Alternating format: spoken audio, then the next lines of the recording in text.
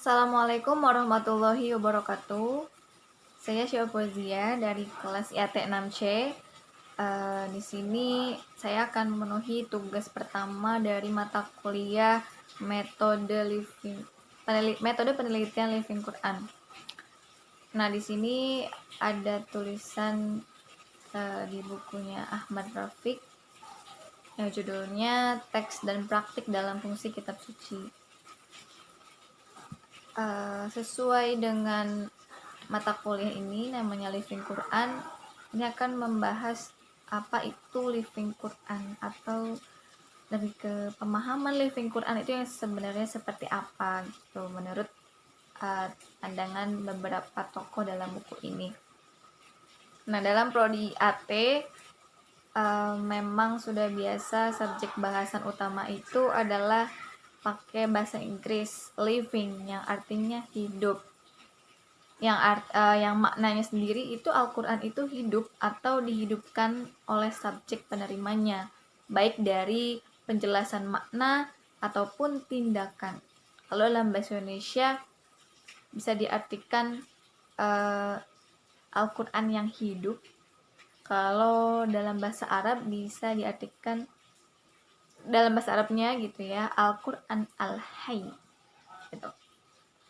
Nah, dalam bahasa Inggris itu makna kata living atau hidup itu ada 3 kemungkinan. Yang pertama, living the Quran. Yang kedua, the lived Quran. Yang ketiga, the living Quran.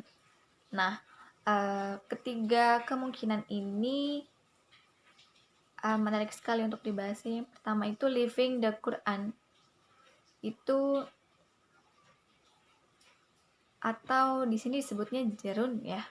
Nah, jerun ini merupakan tindakan aktif dari subjek menghidupkan objek. Nah, subjek di sini itu manusia dan objeknya itu Al-Quran. Jadi, tindakan menghidupkan Al-Quran yang dilakukan oleh manusia untuk menghidupkan Al-Quran gitu loh.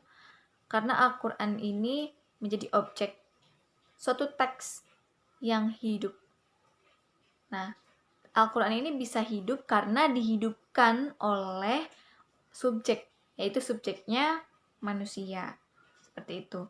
Kemudian yang kedua, the lived Quran. Lived itu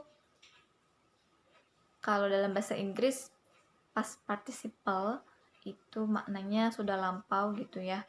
Kata sifat di sini merupakan kata sifat yang pasif, hampir sama dengan jerun yang tadi, tapi bukan fokus terhadap subjeknya, tapi lebih ke objek atau Al-Qur'annya. Nah, ada kata benda. Kata benda yang menerima tindakan yang membuat Al-Quran itu menjadi hidup atau dihidupkan. Sama saja, tapi lebih fokus ada kata benda yang menghidupkan Al-Quran. Nah, kata benda ini yang menjadi sifat atau objeknya, tapi tidak disebutkan gitu. Disebutkan itu bisa berbagai kemungkinan ya, ada bisa manusia, bisa dari tindakan dan perbuatan yang lain-lain. Kemudian yang ketiga, living. Living itu kata sifat yang aktif atau subjek aktif yang turut menentukan makna dan bentuk atau tindakan praktik. Gitu. Nah, bentuk-bentuknya itu dari ketiga kemungkinan tadi. Yang pertama itu jerun, atau bisa disebut juga makna konotasi dari teologis. Nah, kenapa? Karena kalau jerun ini diumpamakan seperti kitab suci ini merupakan objek. Ada subjeknya. Nah, subjeknya ini yang menghidupkan Al-Quran bisa melalui tafsir, yang ujungnya bisa penafsiran. Nah, penafsiran Al-Quran seperti itu. Orang yang menafsirkannya itu disebut subjek, dan kemudian objek yang ditafsirnya itu adalah Al-Quran sendiri. Jadi maknanya teologis seperti itu. Nah, kemungkinan yang kedua dan yang ketiga dari lived dan living itu meranah ke sosioantropologis, yaitu menempatkan penafsiran ini sebagai bagian dari keseluruhan tindakan manusia, baik individu atau anggota dari kelompok sosial. Tindakan itulah yang membuat Al-Quran itu hidup gitu. Nah, menurut Graham, ini bisa disebut dengan relasional, relasi, hubungan antar manusia dengan Al-Quran agar bisa menjadi hidup gitu. Nah, perlu adanya pengakuan. Jadi relasinya itu antar sosio itu orang per orangan yang antar orang itu memiliki kesepakatan, keyakinan yang sama untuk meyakini kalau Al-Quran itu sebagai kitab suci, sebagai objek, sehingga disepakati, kemudian mereka menyetujui dan mau menghidupkan Al-Quran seperti itu.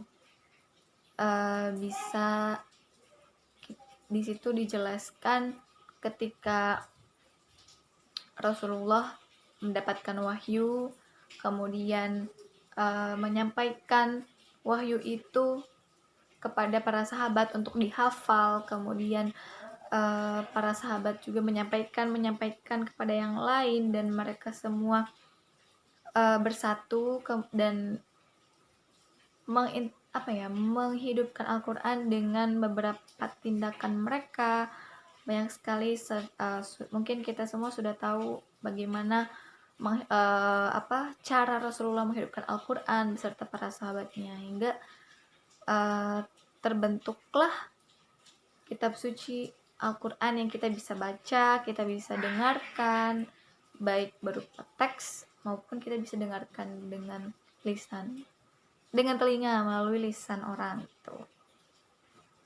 Selanjutnya ada fungsi informatif dan performatif Al-Quran sebagai kitab suci. Nah, di buku ini ada tulisan dari tesis yang dikembangkan dari tesisnya Sam de Gill yang dibagi menjadi 2 dimensi, horizontal dan vertikal. Nah, yang pertama itu horizontal, realitas, berupa realitas kitab suci sebagai data berupa lisan atau tulisan. Maksudnya, jadi adanya teks Al-Quran ini itu sudah realitas, sudah menjadi suatu real dari generasi ke generasi. Jadi penyampaiannya memang sudah ada gitu. Contohnya penyampaian turun-temurun gitu dari beberapa tokoh yang dianggap paham agama. Mereka itu yang menyampaikan Al-Quran itu seperti apa kepada masyarakat gitu. Nah, kemudian yang vertikal itu interpretasi terhadap data. Nah, pemahaman ini bisa berupa informatif ataupun performatif gitu.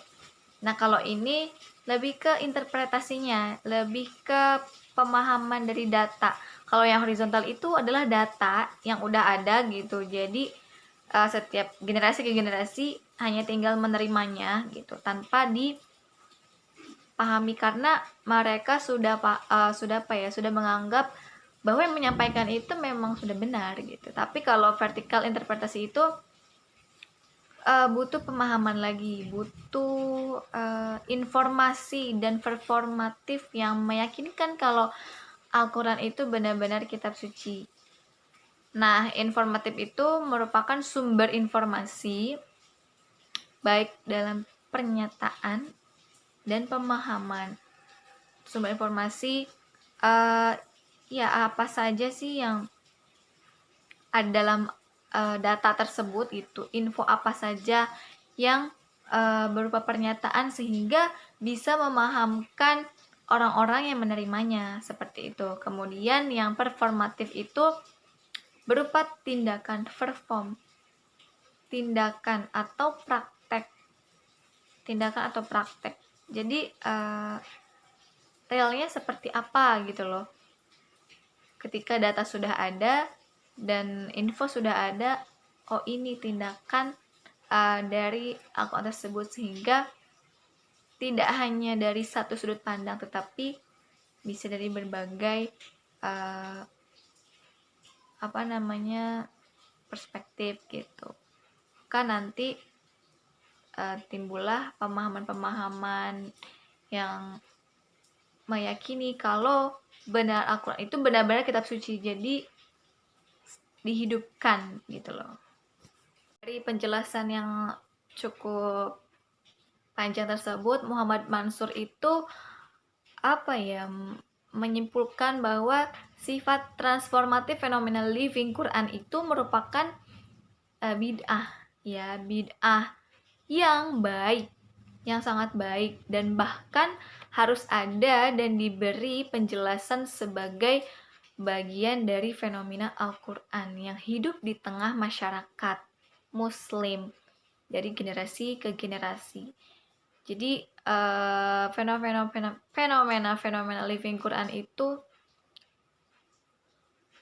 memang tidak ada, bid'ah itu kan tidak ada pada zaman Rasulullah, tapi itu baik gitu, dan bahkan harus ada untuk bisa lebih meluas memahami penjelasannya, karena fenomena-fenomena Al-Quran itu memang selalu ada di masyarakat gitu, supaya Al-Quran itu bisa hidup dan dihidupkan oleh masyarakat Muslim seperti itu. Mungkin itu saja dari saya. Mohon maaf atas segala kekurangan. Assalamualaikum warahmatullahi wabarakatuh.